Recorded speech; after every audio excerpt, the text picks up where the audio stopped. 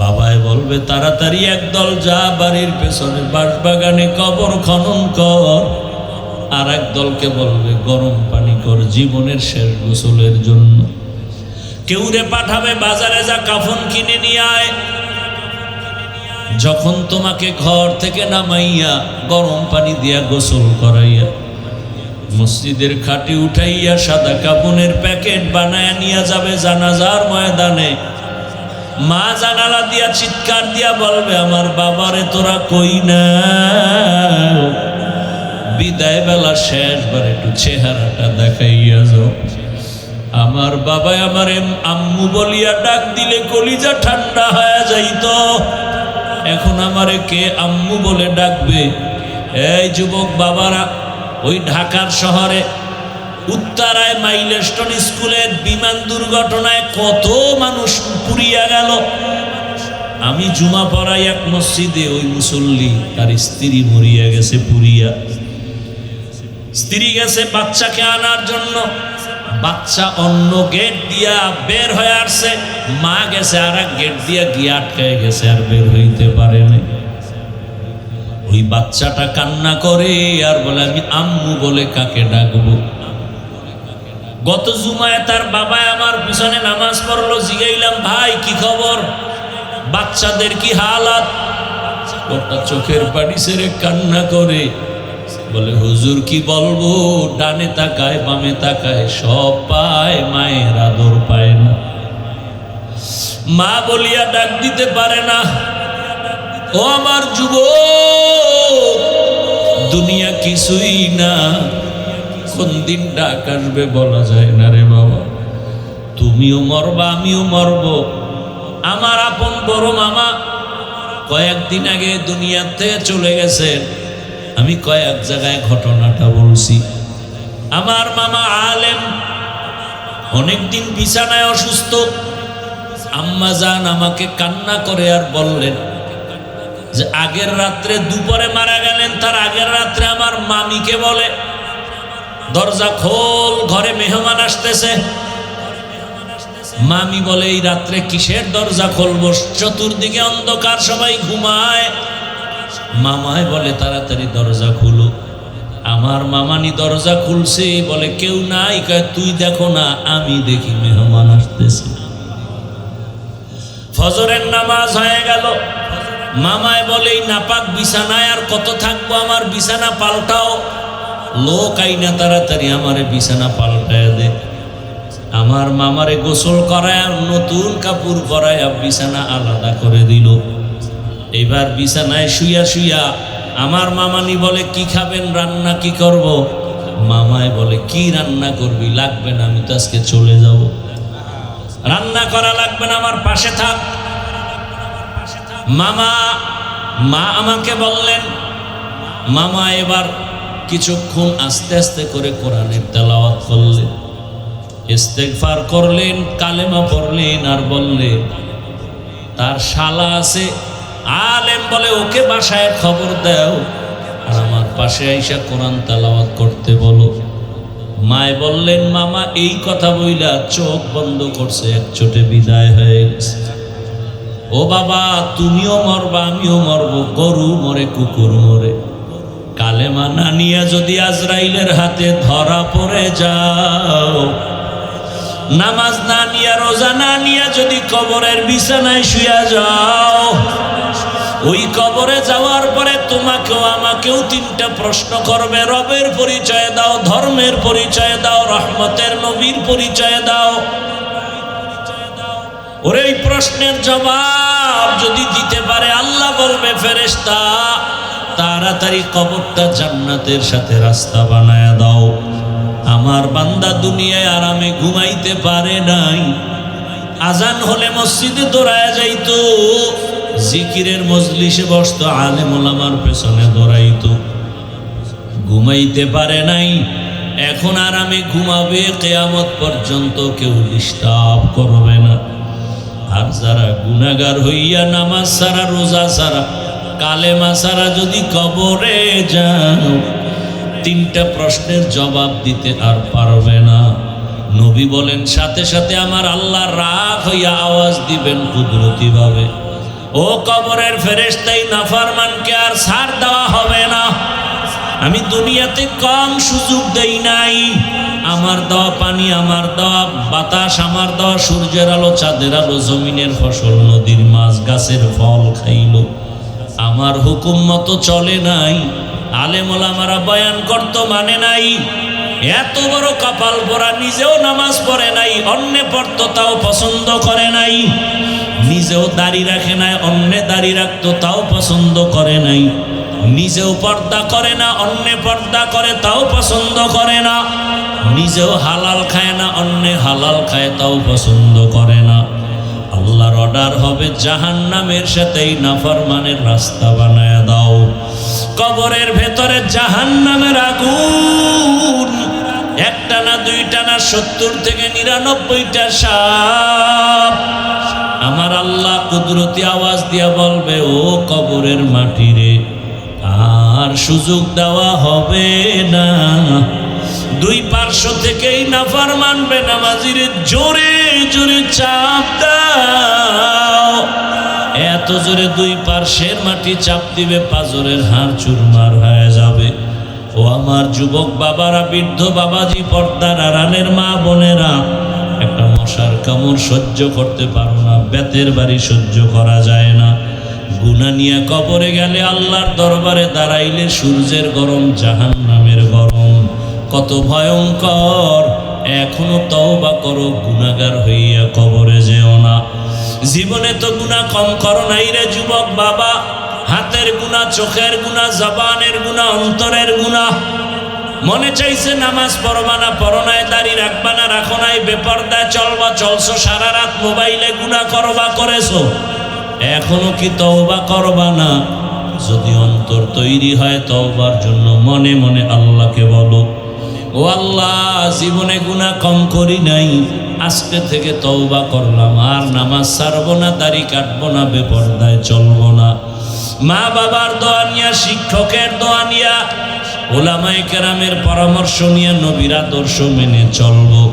খাঁটি অন্তরে তওবা যদি করতে পারো, আমার আল্লাহ তওবার দরজা খুলে সব গুনাহ মাফ করে দিবেন। আল্লাহ আমাদের তওবাওয়ালা জীবন দান করেন, তওবার উপরে মজবুত হইয়া চলার তৌফিক দান করেন, আমিন। ওয়ামা খালাকতুল জিন্না ওয়াল ইনসা ইল্লা লিয়াবুদুন। সংক্ষেপে কিছু ব্যাখ্যা শুনেন, এরপরে এই আয়াত কি চায় এটা আগে বলি। আয়াতে আল্লাহ প্রথমে নেতিবাচক শব্দ বললেন, আমি মানুষ ও জিনকে সৃষ্টি করি নাই, হ্যাঁ করেছি আমার ইবাদতের জন্য। কার ইবাদত? আল্লাহর নাম জবানে নিতে খুব কষ্ট হয়। কার ইবাদত? আল্লাহর ইবাদত। আচ্ছা, আল্লাহর ইবাদতের জন্য যদি আল্লাহ বানায় থাকেন, তো ডাইরেক্ট যদি বলতেন আমি তোমাকে ইবাদতের জন্য বানাইছি, প্রথমে নেতিবাচক আওয়াজ দিলেন, আমি মানুষ জিন সৃষ্টি করি নাই, হ্যাঁ করেছি, ঘুরাইয়া বললেন কেন? কথা বুঝেন? ডাইরেক্ট বলছেন না, ঘুরাইয়া বলছেন কেন? ফি'লুল হাকিম লা ইয়াখলু আনিল হিকমা। হাকিম বা জ্ঞানীদের কোনো কাজ জ্ঞান থেকে শূন্য না। আল্লাহ বুঝাইতে চাইলেন, ও দুনিয়ার মানুষ, তোমাদের জেহেনকে খালি করো। আগে জেহেনে ঢুকাও, তোমাকে পৃথিবীতে বানানো হয় নাই, জেহেন খালি আমাকে বানানো হয় নাই। এবার জেহেনে একটা কথা ঢুকাও, তোমাকে বানানোই হয়েছে জীবনের শুধু একটা কাজ করবা। তোমার জিন্দেগিতে আর কোনো কাজ নাই, কাজ একটা, নাম কি? নাম এবার আসেন, ইবাদত কি, ইবাদত কেন, ইবাদত কিভাবে? এই তিন কথার জবাবের পরে মোনাজাত। ইবাদত কি, ইবাদত কেন করব, কিভাবে করব, এই তিনটা কথা আজকের বয়ানের মূল পয়েন্ট। আগে আরেকটু ব্যাখ্যা করি আয়াতটা। ওলামায়ে কেরাম এখানে যারা আছেন, এই আয়াতের লিয়াবুদুন যে ইবাদত বলা হয়েছে, অধিকাংশ মুফাসসিরিনে কেরাম এখানে ব্যাখ্যায় লিখেছেন আয় লিয়ারিফুন। আরাফা ইয়ারিফু থেকে মারিফাত। এখন তরজমা কি হবে? আল্লাহ বলেন আমি মানুষ বানাইছি মারেফাত অর্জন করার জন্য। মারেফতের শব্দের অর্থ হলো পরিচয় লাভ করা। কার পরিচয়? তাহলে ইবাদত করার জন্য বানাইছি, তার ব্যাখ্যায় মুফাসসিরিনে কেরাম বলেন আমি মানুষ সৃষ্টি করছি মারেফাত অর্জন করার জন্য। কি অর্জন করার জন্য? আমাকে একটু জবাব দিবেন, এবং ডিস্টার্ব করলে আমি দোয়া করে দেব। আমি কথা বলি খুব দিল থেকে এবং চূড়ান্ত মোহাব্বতের নজরে, আমার মধ্যে কোনো ভেজাল নাই। আমি খুব কলিজাত থেকে কথা বলি এবং খুব চূড়ান্ত মোহাব্বত নিয়ে কষ্ট করে আসছি, সীমাহীন কষ্ট। শুধু মোহাব্বতের কারণে আমি কষ্টকে কষ্ট মনে করিনি, যেহেতু আমি এখানে সময় দিতে পারিনি। বহু চেষ্টা করছি একটা কেমনে মাহফিল ওখানে দেয়া যায়। দেওয়ার নিয়তটা আনলেই হঠাৎ করে মাথা গরম, এত দূর এত দূর।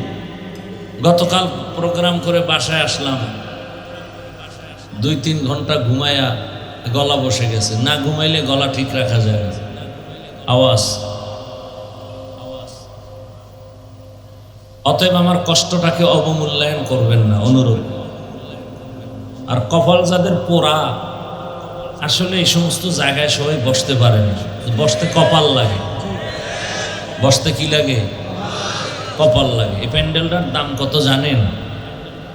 রৌমারী থানার মধ্যে এক যুবকের পুলিশ নিয়ে গেল, অন্যায় করছে, এই জন্য নিয়ে বেতের বাড়ি এমন ফিডা দিছে, কিন্তু কোনো কান্না নাই, চোখে পানি নাই।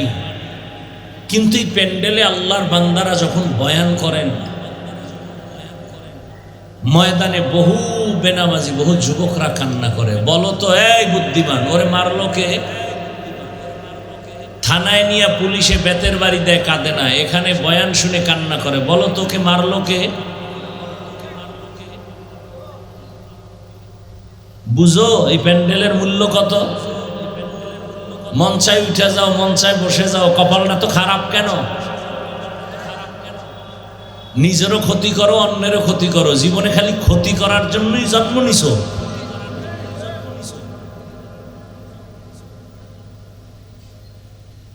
মানুষের উপকার করতে পারলা না। রাসূল কি বলেছেন? পৃথিবীতে ভালো মানুষকে, খায়রুন নাস মান ইয়ানফাউন নাস। পৃথিবীতে ভালো মানুষ তো ওই ব্যক্তি যার দ্বারা অন্যের উপকার হয়, ক্ষতি হয় না।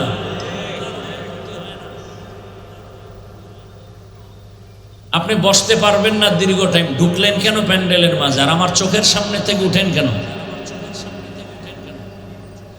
আপনি বাহিরে দাঁড়ায় দাঁড়ায় বয়ান শুনতেন, ফাঁকে গিয়ে বিড়ি টানতেন, দেখাও যেত না, ক্ষতিও হতো না, আপনার কপাল আপনি পুড়তেন। ভেতরে ঢুকে ডিস্টার্ব করেন কেন?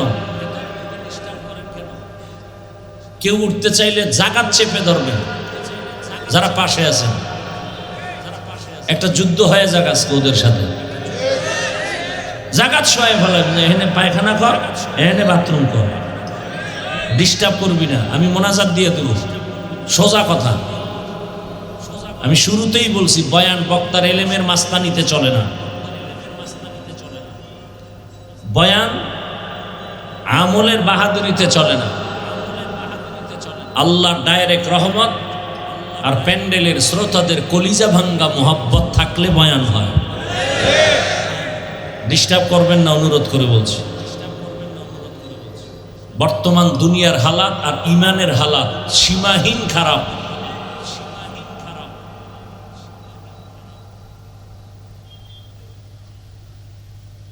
আল্লাহ বললেন আমি ইবাদতের জন্য মানুষ সৃষ্টি করেছি। মুফাসসিরিনে কেরাম এখানে ব্যাখ্যা লেখছেন, ইবাদত মানে মারিফত। ইবাদত মানে কি? মারিফত শব্দের অর্থ কি বলছি? কার পরিচয়? আল্লাহর পরিচয়। আমাদের সমাজে কেউ যদি বলে মারেফত বলতে কিছু নাই, বুঝতে হবে তার ধর্মের জ্ঞান নেই, তার ধর্মের জ্ঞান নেই। আর আমি বলে গেলাম রৌমারীর মুসলমান, লিখে রাখো, আল্লাহ মানুষ সৃষ্টি করেছেন মারেফত অর্জন করার জন্য, দলিল কোরআনের আয়াত। এখন প্রশ্ন, আল্লাহ যদি মারেফতের জন্যই বানায় থাকেন তো ইবাদত শব্দ দিয়া ঘুরাইয়া ব্যাখ্যা দিলেন কেন? ডাইরেক্ট বলতেন কি? আল্লাহ বলতেন ওয়ামা খালাকতুল জিন্না ওয়াল ইনসা ইল্লা লিয়ারিফুন, লিয়াবুদুন বইলা এরপরে মারেফতের দিকে নিলেন কেন? মুফাসসিরিনে কেরাম বলেন আল্লাহ বুঝাইতে চাইলেন আল্লাহর মারেফত অর্জন যদি করতে চাও ইবাদত ছাড়া সম্ভব না। ইবাদত ছাড়া হবে শরীয়তরা মুকদ্দম দার আকনু মারিফত আজ শরীয়ত নিসতে বেরু শরীয়ত হো তরিকত হো তমামি हकीकत में मोहम्मद की गुलामी।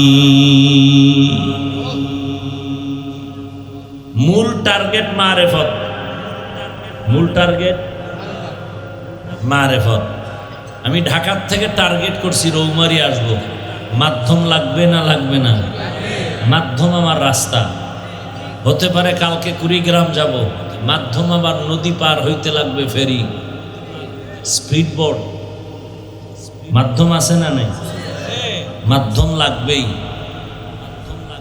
সাহাবায়ে কেরাম আল্লাহকে পাইছেন না পান নাই? মাঝখানে মাধ্যমকে রাহমাতুল্লিল। খুব ভালো করে বুঝবেন, আপনারা তো এমনি আমগো থেকে বেশি বুঝেন, নাইলে আমগো ভুল ধরেন কেমনি? না, আজকে একটু ভালো করে বুঝেন। আসলে আপনার বুঝ না, এত বুদ্ধি লয়ে চলেন। আচ্ছা আমি একটা প্রশ্ন করি, কোনো মায়ের সন্তান থাকলে দাঁড়ায় জবাব দেন, দেখি আপনি কত বড় বুদ্ধিজীবী। আপনার বুদ্ধির জিবি কত? 2 GB না 1 GB না 4 GB? এই বুদ্ধিজীবীরা, টুপিওয়ালাদের বোকা মনে করো? জবাব দাও তো। একই চুলার মধ্যে রান্না হচ্ছে ভাত আর তরকারি, রান্না করেন রাঁধুনি আমার মা, একই মশলা একই তেল একই আগুনে পাক হচ্ছে, একই হাতে। খানার দস্তারখানে গিয়া আব্বা খায়, মা খায়, আম্মি খায়, আমার বোন খাইয়া, একই তরকারি একই রান্না। মা বাবা হয় প্রতিদিন দুর্বল, আমরা ভাই বোনরা একই খানা খায় হই শক্তিশালী সবল। আমি যেটা বলবো সেটা হলো আল্লাহকে বিশ্বাস করে। তুমি বলবা না, তুমি যুক্তি দিয়ে আমাকে বলতে হবে, কারণ তুমি যুক্তি ছাড়া ইসলাম মানো না। বলো কারণ কি? আমরা বলবো আল্লাহর কুদরত, কারণ আমরা আল্লাহকে মানি। তুমি যেহেতু আল্লাহকে মানো না, তুমি যুক্তি দাও। তুমি বুদ্ধিজীবী না, বুদ্ধি দিয়া জবাব দাও।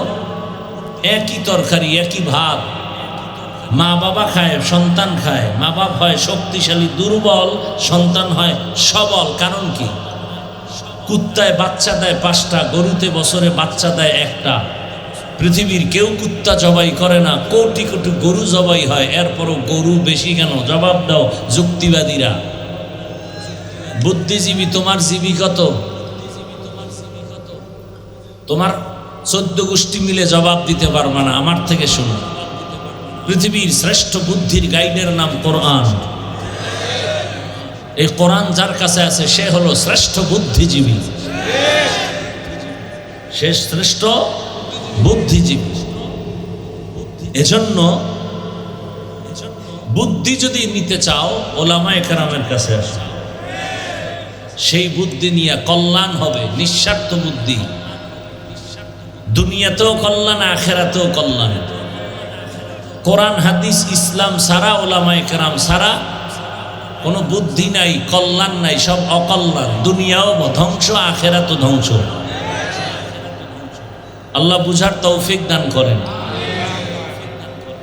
তাহলে মারেফতের জন্যই আল্লাহ পাঠাইলেন ইবাদত দিয়ে বুঝাইলেন কেন? যে ইবাদত ছাড়া মারিফত অর্জন হবে। এবার দেখেন আমাদের দেশে বহু মারিফতের সম্রাট আছে, ইবাদত নেই। আছে না নাই? নামাজ নাই, তেলাওয়াত নাই, রোজা নাই, জিকির নাই, আউযুবিল্লাহ নাই, বিসমিল্লাহ নাই, মুজাদ্দিদ, অলিকুল শিরোমণি আছে না নাই? এরা মারিফতের সম্রাট। কেউ বলছেন এরা মরার পথের সম্রাট। কিসের সম্রাট? শরিয়াতরা মুকদ্দম দার একনু মারিফত আজ শরিয়াত নিসিত বেরু শরিয়াত হো তরিকত হো তমামি হकीकत में মুহাম্মদ কে গোলামি। আল্লাহ, ভালো করে বুঝার চেষ্টা করি। মারিফত মানে আল্লাহর পরিচয় লাভ করা। এবার আসেন, আল্লাহ আমগো কেন বানাইছেন? ইবাদতের জন্য। তো ইবাদত কি? ইবাদত কেন? ইবাদত কিভাবে? ইবাদত কি? এক কথায় জবাব, মানুষের জীবনে সর্বক্ষেত্রে আল্লাহর হুকুম বাস্তবায়ন করার নাম ইবাদত। মানুষের জীবনের প্রতিটি ক্ষেত্রে আল্লাহর হুকুম বাস্তবায়ন করার নাম ইবাদত। আল্লাহর হুকুম নাই এমন কোনো কাজ আছে জীবনে? বাথরুমে যাবেন, সেখানে আল্লাহ পাকের নির্দেশনা আছে না নাই? ঘুমাবেন, সেখানে আল্লাহর নির্দেশনা আছে না নাই? আছে। বান্দা, তোমার জীবনের প্রতিটি ক্ষেত্রে আল্লাহর হুকুম বাস্তবায়ন করো, এর নাম ইবাদত। আমরা অনেকেই মনে করি ইবাদত মানি মসজিদে যাও, তসবিহ হাতে নাও, জিকির জোরে করো, তেলাওয়াত করো, নামাজ পড়ো, এটাই বুঝি ইবাদত না। মানুষের জীবনের শুরু এবং শেষ, প্রতিটি কাজ, প্রতিটি কথা তোমার ইবাদত। তুমি জীবনে যা করবা সব ইবাদত। তুমি বাজারে যাও ইবাদত, তুমি খানা খাও ইবাদত,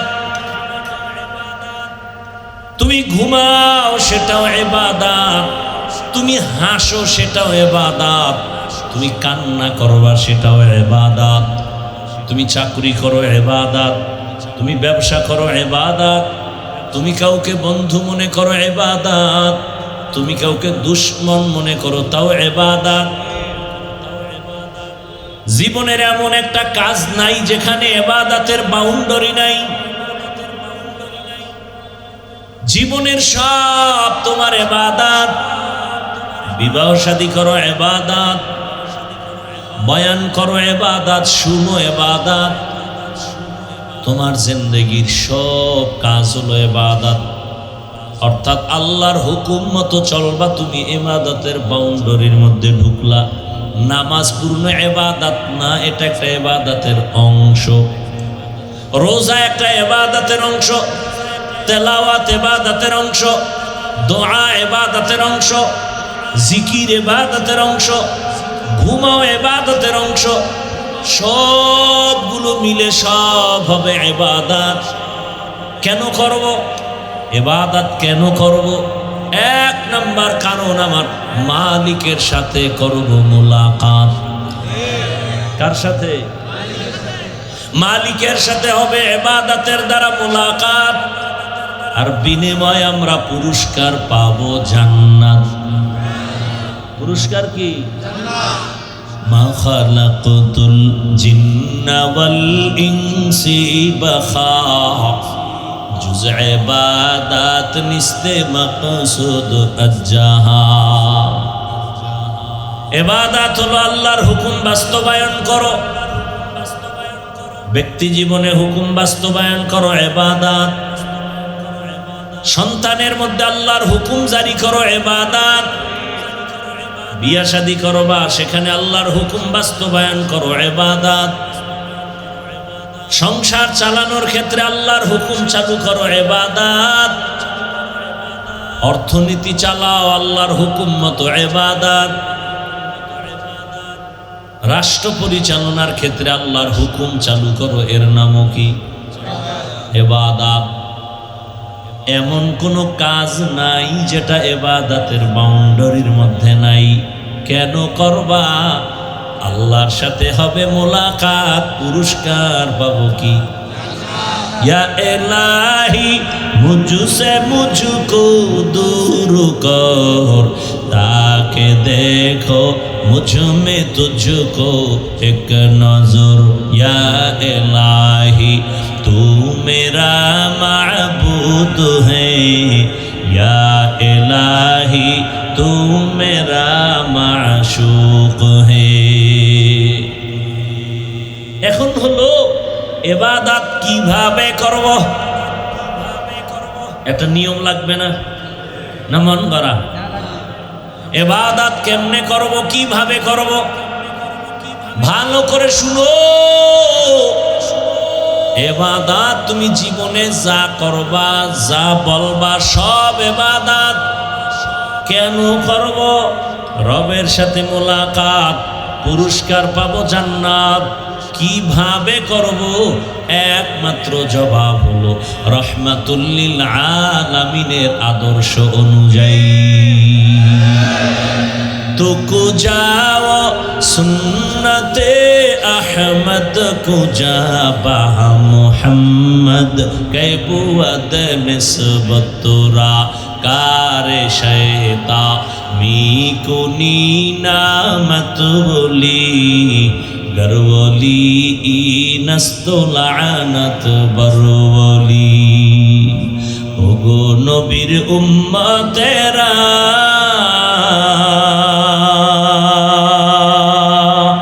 হয়ে আজি দিশাহারা, কোরআন হাদিসের চলো যখন যাহা চায় মনে, নবী বিনে কে তরবে পুরসিরত মিজানে, নবী বিনে কে তরবে পুরসিরত মিজানে। উম্মতের কান্ডারি নবী,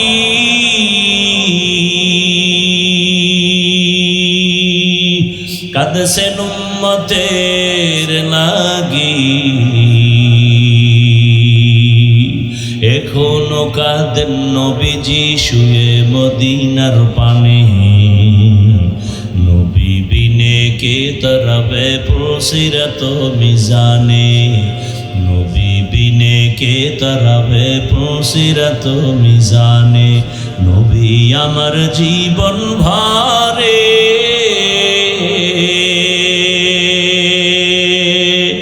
দিনের লাগি কষ্ট করে,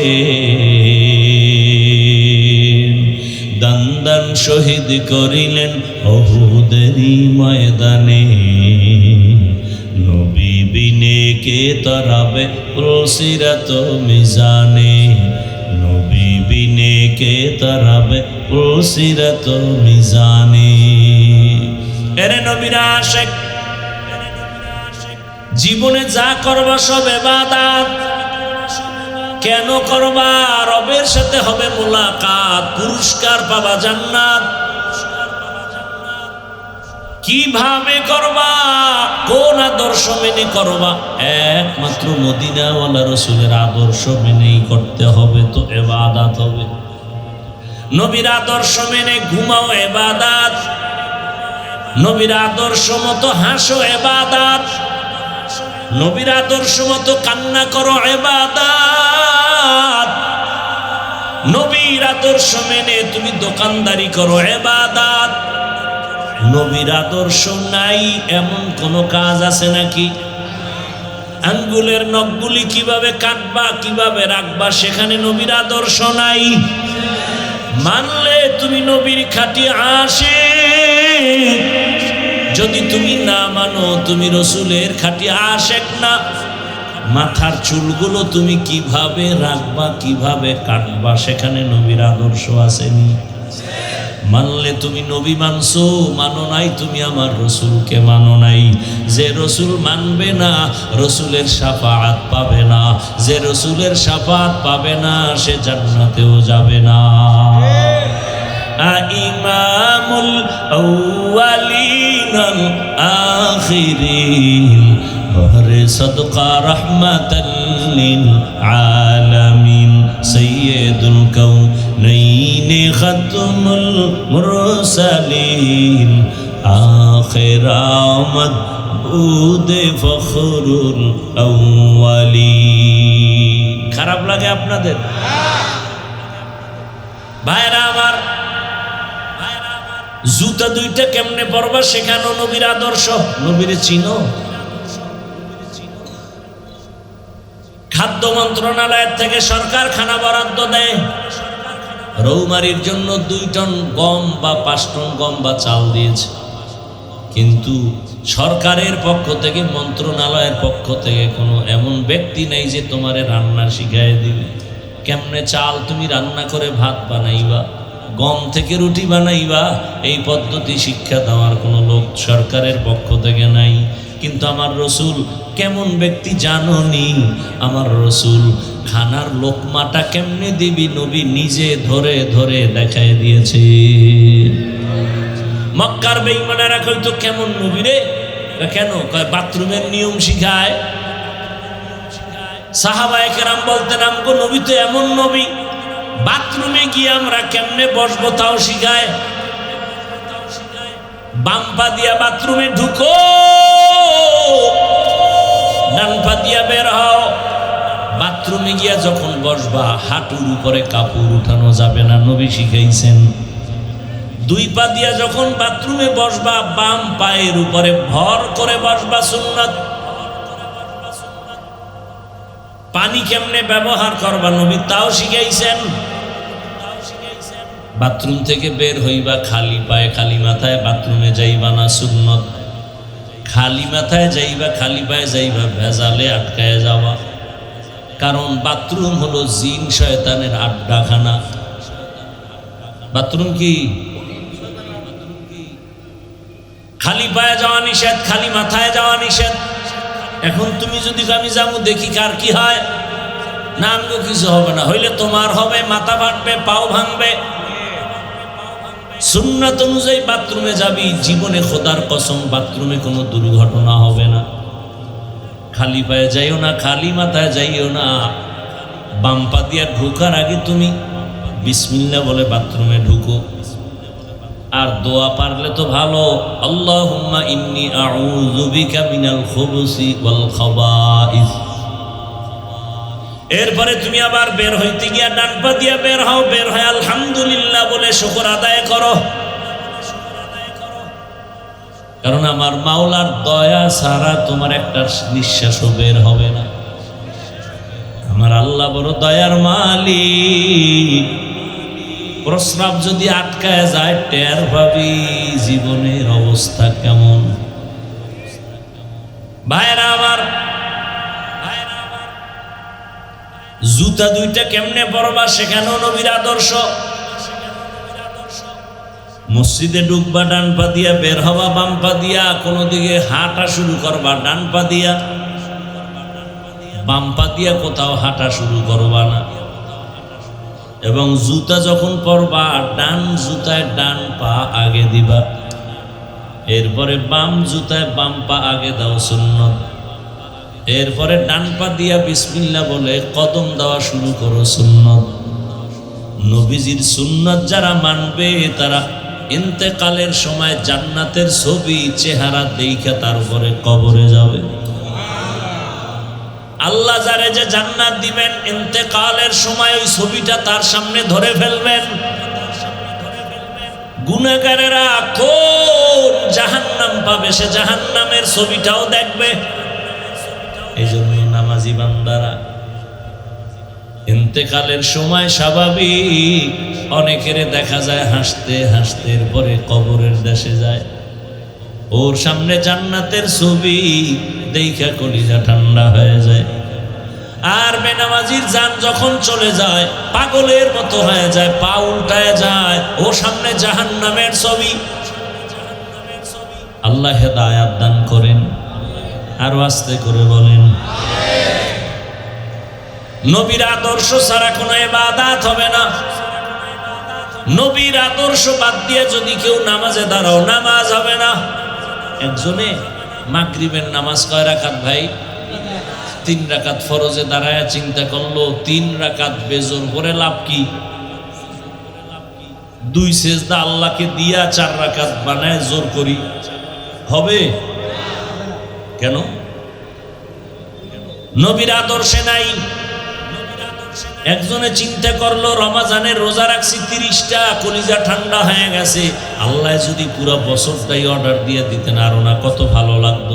আল্লাহ যেহেতু দেন নাই, অন্তত 31টা রোজা রেখে দেয়, ঈদের দিনও একটা রাখি, হবে? ভালো করে বুঝেন কারণ কি? রসুলের আদর্শে নাই। রসুলের আদর্শ কেমন? মক্কার জমিনে আসছেন এমন এক অবস্থায় যে মক্কার মানুষ চরিত্রহীন, লম্পট। মক্কার মানুষের মতো চরিত্রহীন আর কেউ নাই। বাবা হইয়া নিজের কন্যাটার গলা টিপে হত্যা করে। কন্যা পছন্দ করে না, নারীদের পছন্দ করে না, নারী সমাজের বোঝা, কন্যাদের পছন্দ করে না। আপন বাবা নিজের কন্যাকে হত্যা করে ফেলে। কন্যা হলে লজ্জায় মাথা উঁচু করে না। ১৫০০ বছর পরও কিছু কুলাঙ্গারের কথা শুনতে পাই আমাদের দেশে। ছেলে হলে খুশি হয়, কন্যা হলে স্ত্রীর সাথে রাগ করে কথা বলে না। এরকম কুলাঙ্গার আছে না নাই? বউর সাথে ঝগড়া কেন? সন্তান কি বউ দেয়? হ্যাঁ, দিছো তুমি, বউ রাখছে আমানত, তার পুরস্কার দাও। কারণ তুমি সন্তান দিয়ে আরামে ঘুরছো আর খাইছো, কিন্তু তোমার স্ত্রী ঘুমাইতেও পারে নাই, খাইতেও পারে নাই। বাচ্চা পেটে আসার পর মাথা ব্যথা, কষ্ট শুরু হয়ে গেছে। তুমি তোমার আমানত যে জমা রাখছে তারে তাড়াতাড়ি পুরস্কার দাও। রাগ করো কেন?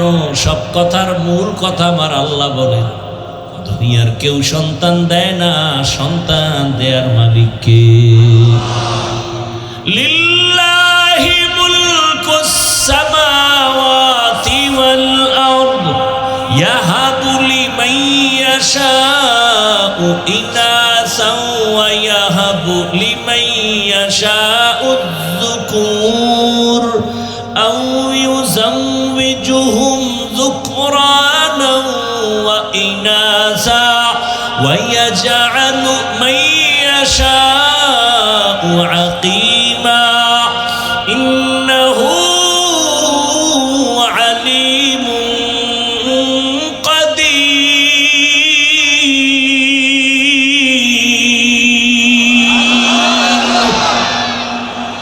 আল্লাহ বলেন, আসমান জমিনের মালিক আমি আল্লাহ। আমি কাউকে ছেলে দেই, কাউকে মেয়ে দেই, কাউকে দোনোটা দেই, কাউকে কোনোটাই দেই না।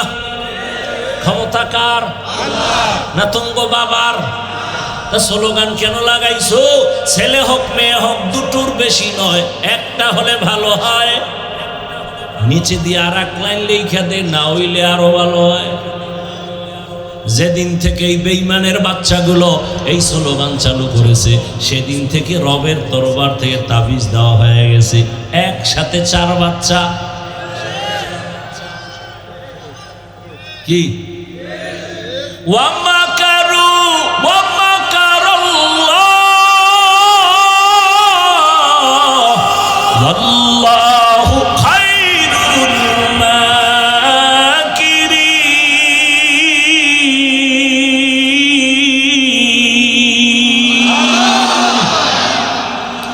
কত নাম্বারের চালাক! দুনিয়ার সব বেঈমানেরা জন্মকে কন্ট্রোল করার জন্য ট্যাবলেট দিয়ে দিছে, ট্যাবলেট খাও, সন্তান কমাও। কিন্তু জাননীর রৌমারির মুসলমান কোন বেঈমানের বাচ্চারা ট্যাবলেট খায় না। সবগুলোর বউ বেশি, সব বেঈমানের বউ বেশি। কতটি বউ লইয়া থায় আর কোনো হিসাব নেই, বাচ্চাও বেশি। সব মুসলমানের দিল কেন? বেঈমানের উদ্দেশ্য মুসলমানের সংখ্যা কমাও, আমরা মাস্তানি করুন। আল্লাহ কয় আমি তো তাবিজ মাইরা দিছি, দুনিয়ার ইহুদি খ্রিস্টান বেঈমানেরা আমার জমিনের প্রতিনিধি হবে আমার মুমিন, আর ইহুদির গোষ্ঠী তোরা হবে আমার মুমিন বান্দা বান্দির কর্মচারী। দুনিয়ার সব বেঈমান আমগো কর্মচারী। এই মাইক বানাইছে বেঈমানরা, আমগেদি বানানোর সময় আছে, আমরা এই দিনে টাইম না দিয়ে আল্লাহরে ডাকবো। কি বাঁকা বানাইছে ওরা, মাইক বানায় ওরা, রকেট বানায় ওরা, হেলিকপ্টার বানায় ওরা, বিমান বানায় ওরা। তোরা বানাবি আর আমগো টাকা খাইয়া পেট বাঁচাবি, তোরা আমাদের কাজের লোক। কিন্তু মুসলমান বুঝলি না। যদি মুসলমান বুঝতো তাহলে ঘুরিয়া ফিরিয়া সুদখোর তোমার নেতা হতে পারত না। সুদখোরের নামাজ হবে না, রোজা হবে না, তেলাওয়াত হবে না, 24 ঘন্টার সেকেন্ডে সেকেন্ডে সেকেন্ডে অল টাইম তার গর্ভধারিণী মায়ের সাথে জেনার গুনাহ, জেনার গুনাহ, জেনার গুনাহ। লজ্জা থাকলে তো মরে যাওয়ার কথা। আমার আপন মায়ের সাথে জেনার গুনাহ কত বড় খারাপ। জীবনে যতটি মোনাজাত দিবি একটা মোনাজাত কবুল হবে না সুদের সাথে যাদের নাম লেখানো। জীবনে যত হজ করবে একটা হজও কবুল হবে না। রৌমারিতেই রুগী নাই। ইয়া আইয়ুহাল্লাযীনা আমানুত্তাকুল্লাহ ওয়া যারু মা বাকিয়া মিনার রিবা ইন কুনতুম মুমিনিন ফাইন লাম তাফআলু ফাআযানু বিহারবিন মিনাল্লাহি ওয়া রাসূলি। আল্লাহ কয় দুনিয়াতে আমার দুশমন আছে বড় বড় দুই দল। কয় দল? আরো আছে বড় দল। কয়টা? এক দলের কথাই আয়াতে আছে সূরা বাকারা, আর এক দলের কথা আছে বুখারী শরীফে। কোরআনে বর্ণিত যেই দলটা আল্লাহর বড় দুশমন, এরা হলো সুদের সাথে জড়িত। আল্লাহ কয় তুই কত বড় আমার দুশমন, রেডি থাক রে বেঈমান, আমি আল্লাহ তোর সাথে যুদ্ধ করার জন্য রেডি। আর এক দল আল্লাহর বড় দুশমন, সেখানেও আল্লাহ বলে আমি আল্লাহ যুদ্ধ করব তোর সাথে। বুখারী শরীফে আছে মান আদালি ওয়ালিয়ান ফাকাদ আযানতুহু বিল হারব। যারা উলিয়া মানে না এরা আল্লাহর বড় দুশমন। বলে আমরা ওলি মানি না, আউলিয়া মানি না। এই জন্যই তো আমি সারা বাংলাদেশে চিৎকার করে বলি যারা উলিয়া বলে মানি না, তারা কোরআন মানে না, বুখারী শরীফ মানে না। এরা ভণ্ড, এরা বাতেল। এদের যারা ভণ্ড বলে না তারাও ভণ্ড। আউলিয়ারা কারে আকবা ইখতিয়ার, জাহেলারা কারে দুনিয়া ইখতিয়ার। ইবাদত হবে রাসূলের আদর্শ। কার আদর্শ? রাসূলের আদর্শ পৃথিবীর শ্রেষ্ঠ, পিওর, পারফেক্ট। কেমন পারফেক্ট? এই যুবকেরা, সারা বাংলাদেশে আমি ওয়াদা করাচ্ছি, মোহব্বতের একটা দাবি। এই রৌমারির যুবক বাবারা, কলিজার মোহব্বতের দাবি করে গেলাম, 200 টাকা ব্যয় করি একটা ব্যানার বানাও, 2 ফিট 3 ফিট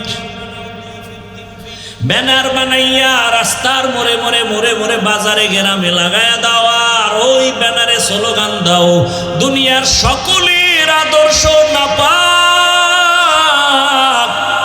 একমাত্র মদিনাওয়ালা রসুলের আদর্শই হলো পাক।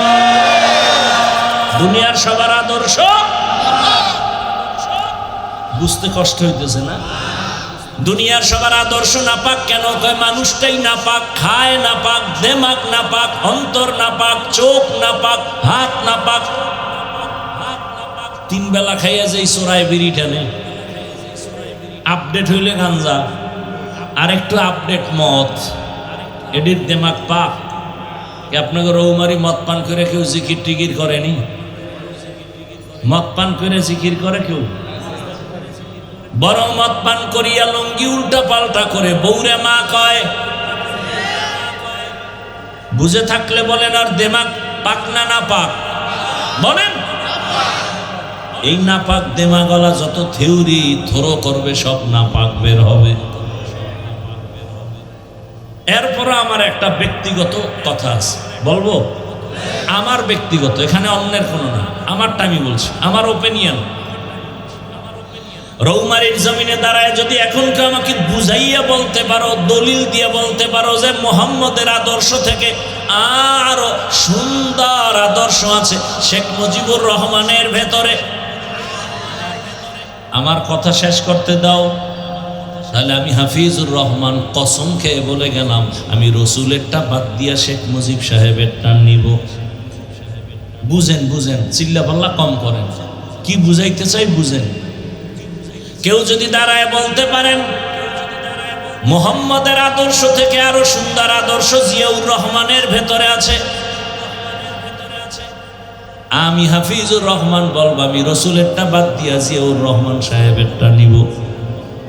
কেউ যদি বলতে পারেন রসুলের আদর্শ থেকে আরো সুন্দর আদর্শ এরশাদ সাহেবের মধ্যে, আমি তারটা নিব, রসুলেরটা বাদ দিব। এইবার শেষ কথা বলতে পারার মতো কোনো কলিজাওয়ালা আসো কিনা বলো? আসো? না থাকলে জবাব ওই ব্যানার লাগাও, দুনিয়ার সবার আদর্শগুলো না পাক, একমাত্র মদিনাওয়ালা রসুলের আদর্শই পাক। এবার আসো, রসুলেরটা পাক কেন? আমার রসুল নিজেই পাক, আমার রসুলের ঘাম থেকে মেশকের ঘ্রাণ। আম্মা জান আয়েশা রাদিয়াল্লাহু আনহা বলেন, রহমতের নবীর ঘাম আমি বোতলের মধ্যে ভরে রাখতাম আর বড় বড় অনুষ্ঠানে আতর হিসেবে ব্যবহার করতাম। রহমতের নবী যেখানে কদম রাখেন ওখান থেকে মেশকের ঘ্রাণ। সুবহানাল্লাহ না? আমার নবী কেমন পাক বলেন তো? নবীর হায়াত কতদিন বলেন? কেমন একজন নবী পাইছো রে বাবা, যার 63 বছরে ভুলেও কোনোদিন একটা মিথ্যা কথা বলা হয়নি। কেমন মায়ার নবী আমার, জীবনে কোনো লিও দেন নাই। হাজার বেঈমান আমার নবীর সামনে দাঁড়ায় গালি দেয়, কেমন রহমতের নবী, একটা গালির জবাবও দেন নাই। কেমন মায়ার নবী আমার, দুইটা চোখ গরম করে নবী কারো দিকে তাকান নাই। কারণ আমার নবী যদি গরম চোখে কারো দিকে তাকায়, ও জায়গায় পুরিয়া ছাই হয়ে যাবে। কারণ আমার রসুলের চোখের মধ্যে সে পাওয়ার আমার আল্লাহ লাগায় দিছে। ইমামুল আউয়ালিন আল আখিরিন বহরে সদকা রহমাতাল লিল আলামিন। এরে আল্লাহর বান্দারা, আল্লাহর কসম, এই জমিনে যতক্ষণ পর্যন্ত রসুলের আদর্শ কায়েম হবে না, ততক্ষণ পর্যন্ত এই জমিনে চাপাবাজি চলবে, শান্তি দিতে কেউ পারবে না। চাপাবাজরা শুধু চাপাবাজি করবে, শান্তি কপালে আসবে না। শান্তির একমাত্র ঠিকানার নাম ইসলাম, বলেন না কেন? শান্তির ঠিকানার নাম। এবার আর একটা প্রশ্ন করি, মানুষের জীবনে কিয়ামত পর্যন্ত যত সমস্যা আসতে পারে, হতে পারে, বুঝে শুনে জবাব দিবেন। সব সমস্যার সমাধান কোরআন হাদিস তথা ইসলামে আছে না নাই? বুঝে করেন, তাল মিলাইয়েন না। মানুষের জীবনের সব বিষয়ের সমাধান, সব লাইনের সমাধান কোরআন হাদিস এবং ইসলামে আছে না নাই? অর্ধেক না পরিপূর্ণ? আপনারা যে বলছেন না, আমার একটু সন্দেহ লাগতেছে আপনাদের বলার মধ্যে। কি আমি যতটুকু শুনছি তাতে মনে হয় আপনারা বুঝতে পারেন নাই। কোরআন সব দিক থেকে পারফেক্ট, পরিপূর্ণ সমাধান আছে ঠিক, তবে একদিক থেকে কোরআন শরীফ দুর্বল, ইসলাম দুর্বল। কেন? যারা বলে রাষ্ট্রের ব্যাপারে ইসলামে কিছু নাই, ইসলামে রাজনীতি নাই, তাহলে কি বোঝা গেল? সব বিষয়ে সমাধান আছে, রাজনীতির বেলায় ইসলামে কোনো সমাধান নাই। বরং রৌমারির মুসলমান ব্যানারটা নাওয়ার লেখো, পৃথিবীতে রাজনীতি মানি, পবিত্র রাজনীতির নাম ইসলাম। আর যে রাজনীতিতে আল্লাহর রসুলের আদর্শ নাই, ইসলাম নাই, ওটা রাজনীতি না, ওটা দুর্নীতি আর পেটনীতি। हकीकत से तू दुनिया बेखबर है, दुनिया की नुमाइश पर नजर है। नमी गुयम के अज दुनिया जुदाबाश बहर कारे के बाशी बा खुदाबाश।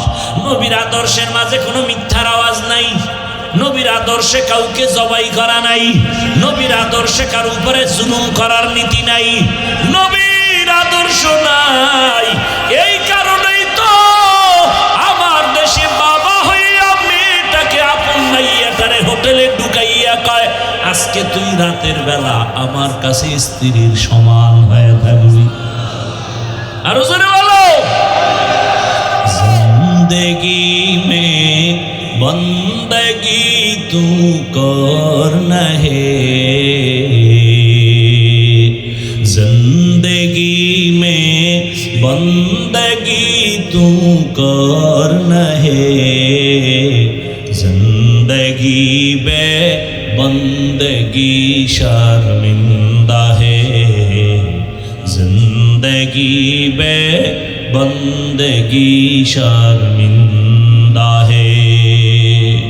ও আমার যুবক বাবারা, ও বৃদ্ধ বাবাজিরা, পর্দার আড়ালের মা বোনেরা, আর একটু সামনে যাব না, আপনাদের ধৈর্য হারায় যাইতেছে। দুনিয়া মে হো দুনিয়া কা তলবগার না হো, বাজার সে গুদার হো খরিদার না হো। एक मिसल कागज फूल है, ये दुनिया एक मिसल कागज फूल है, जिंदगी में बंदगी तू करना है, जिंदगी में बंदगी तू करना है, जिंदगी बे बंदगी शर्मिंदा है, जिंदगी बे बंदगी शर्मिंदा है। भाईरा আমার, রহমতের নবীর আদর্শ এত সুন্দর। নবীর আদর্শ কি কয়? যার সাথে একবার দেখা হবে, দেখা হলেই প্রথম কাজ হলো সালাম। সালাম মানি গজব, কি দেখা হলেই সালাম, আসসালামু আলাইকুম। তার মানে কি? তোমার উপরে শান্তি। সে আবার আমাকে বলে ওয়ালাইকুম আসসালাম, তোমার উপরেও শান্তি। দুই দিক থেকে যখন শান্তির দোয়া চলতে থাকে, ওখানে অশান্তি আর আসতে পারে না, ঠিক নেই? রহমতের নবীর আদর্শ কেমন? বড়দের নবী বলেন ছোটকে স্নেহ কর, ছোটদের বলা হয় বড়কে সম্মান কর, বেয়াদবি করবি না, সাবধান। ইসলাম এমন সুন্দর এক ধর্ম, এই কথাটা যারা ইসলাম মানে না তারাও জানে। মানে না কেন? চুরি করতে পারবে না। ইসলাম আসলে, রসুলের আদর্শ আসলে চোর চুরি করতে পারবে না, দুর্নীতি করতে পারবে না, জুলুম করতে পারবে না। এই জন্য সব দুর্নীতিবাজ ইসলাম চায় না, সব চান্দাবাজার ধান্দাবাজেরা ইসলাম চায় না, সব চোর ডাকাতেরা ইসলাম চায় না, জালেমেরা ইসলামের বিরোধিতা করে। এই এমন দুনিয়াতে এখন আসছো, কলমের কোনো দাম নাই। এখন কিন্তু আঙ্গুলের টিপের দাম ঠিক নেই, জায়গা মতো দিও। এই টিপের পাওয়ার পাইয়া যেন এমন কাউরে টিপ দিও না যে তোমার টিপের পাওয়ারে মানুষের জবাই করবে। এমন কাউকে টিপ দিও না যে তোমার আঙ্গুলের টিপ পাইয়া মা বোনকে ধর্ষণ করবে। সাবধান। আরে লঙ্গির মধ্যে গোবর লাগছে, গোবর গোবর চিনেননি? পাক না নাপাক? এখন এই নাপাক দূর করতে কি লাগবে বলে? অচেনা পথে গোবর লেগে গেছে, নাপাক দূর করার জন্য ঘুরে কই পানি পাই, ঘুরতে ঘুরতে ঘাম ছুটে গেছে, পানি খুঁজে পাওয়া যায় না। একজনে কয়, ভাই তুমি এত কষ্ট করে দৌড়াদৌড়ি করো, ঘাম ছুটাইলা কারণ কি? বলে পানি তালাশ করি। কেন? বলে লঙ্গির ভিতরে গোবর লাগছে, নাপাক দূর করার জন্য। কত পেরেশান কেন? পানি তো নিজের কাছেই আছে। কি ভাই নাম কি বলেন? ও এমন বোকা, কয় ধু এত কষ্ট করে লাভ কি? কথা তো সত্যই, পানি তো আমার কাছেই আছে। এইবার প্রস্রাবের পানি দিয়া গোবরটারে সুন্দরভাবে ধুইয়া ফেলল। আপনার বিবেক দিয়া জবাব দেন, পাক কেমন হইল? কি পাক হইল না না পাক আরো ছড়াইল? গোবর প্রস্রাবের পানি দিয়া ধুইলে যেমন না পাক আরো ছড়ায়। যে সুদ খায়, ঘুষ খায়, জুলুম করে, নামাজ নাই, রোজা নাই, পর্দা নাই, চোখ না পাক, হাত না পাক, জিহ্বা না পাক, অন্তর না পাক, এর যদি কাম সমাজটারে পাক করে দাও, পাক হবে না, সমাজ আরো না পাক হয়ে যাবে। এই জন্য দায়ী আপনারা। আঙ্গুলটারে ভালো করে হালাল সাবান দিয়ে ধুয়ে নিয়েন। আর যারা টাকা খাওয়ার নিয়ত করছেন, ভোটের আগের রাত্রে বাথরুমে গিয়ে 10 গ্রাম করে পায়খানা খাবেন, বাজারে গিয়ে হালাল সাবান দিয়ে কুলি করবেন, দুনিয়ায় ঝামেলা শেষ। আর ওই টাকা খাইয়ে যারা মরবা, জাহান্নামের আগুন ছাড়া তোমার এই নাপাক যাবে না। আল্লাহ হেদায়াত দান করুন। وَمَا خَلَقْتُ الْجِنَّ وَالْإِنسَ إِلَّا لِيَعْبُدُونِ।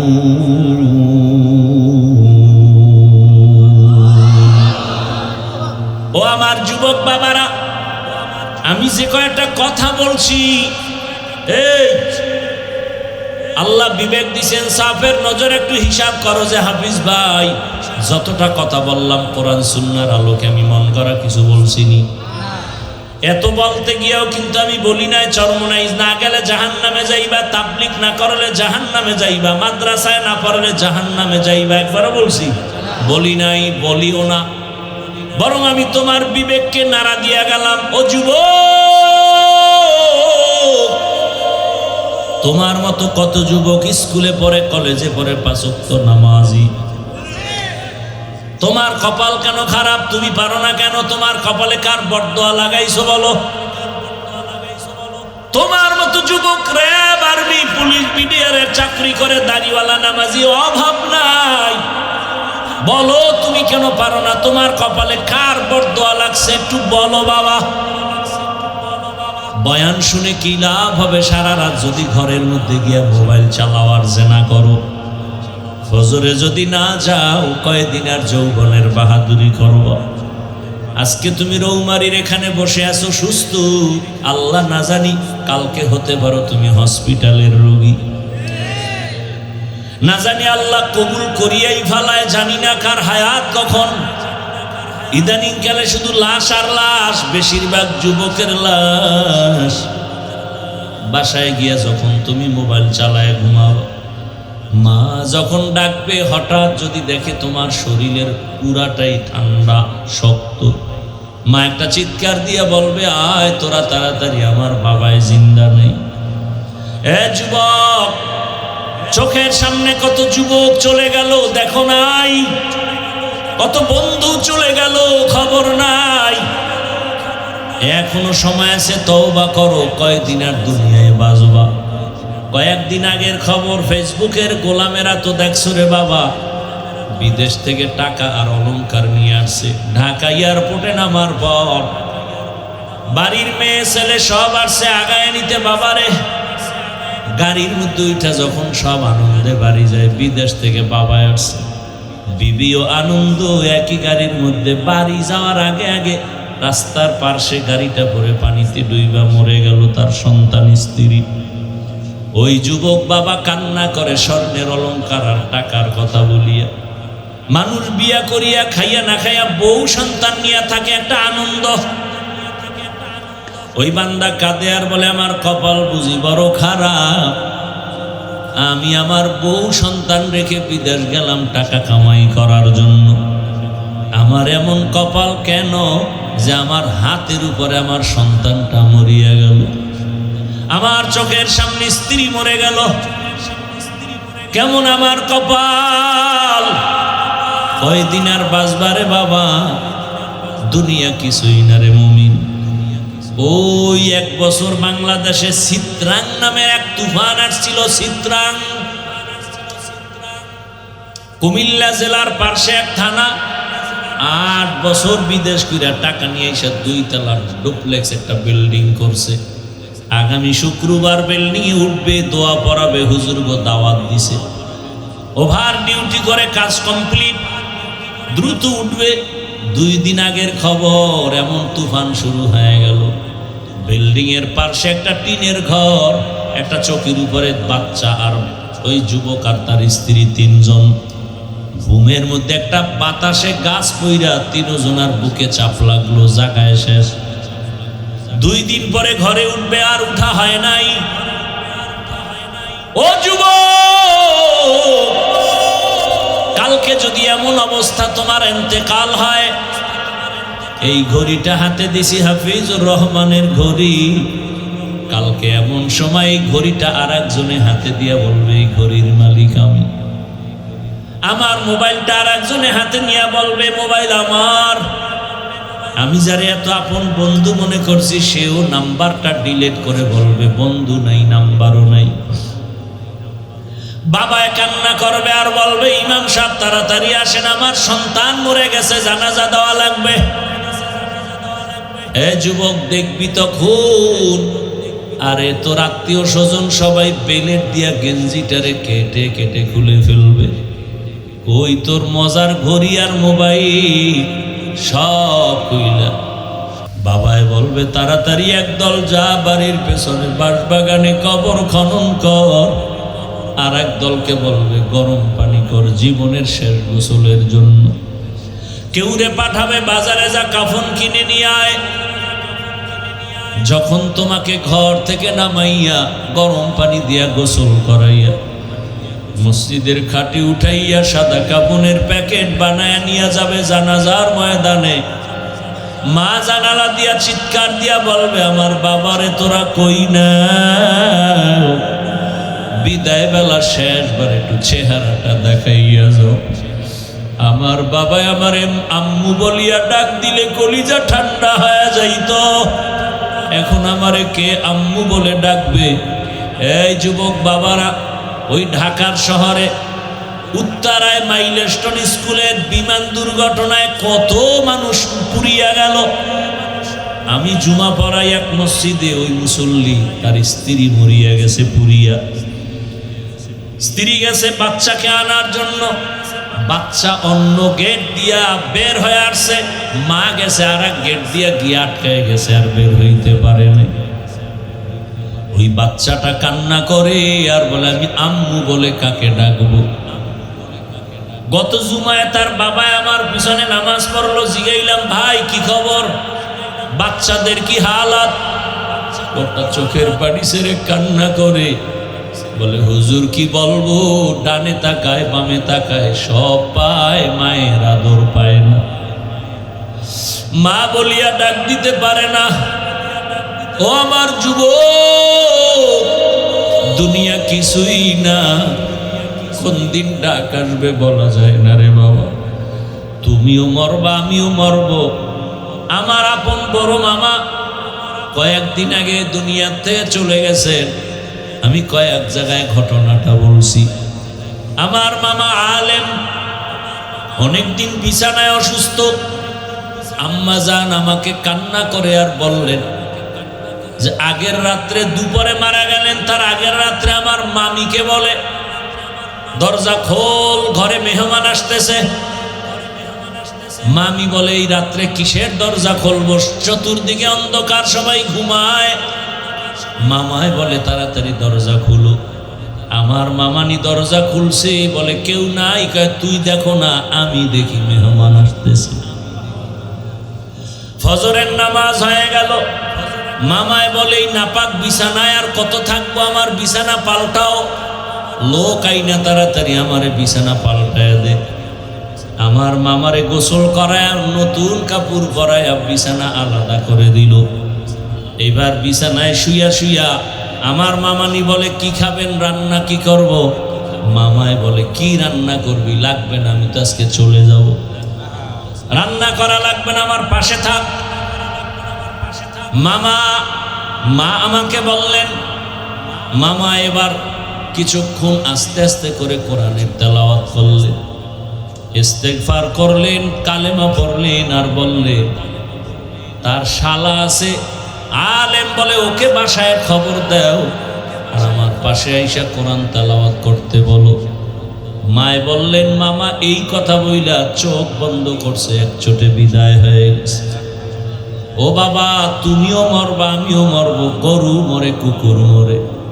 কালেমা না নিয়া যদি আজরাইলের হাতে ধরা পড়ে যাও, নামাজ না নিয়া, রোজা না নিয়া যদি কবরের বিছানায় শুয়া যাও, ওই কবরে যাওয়ার পরে তোমাকেও আমাকেও তিনটা প্রশ্ন করবে। রবের পরিচয় দাও, ধর্মের পরিচয় দাও, রহমতের নবীর পরিচয় দাও।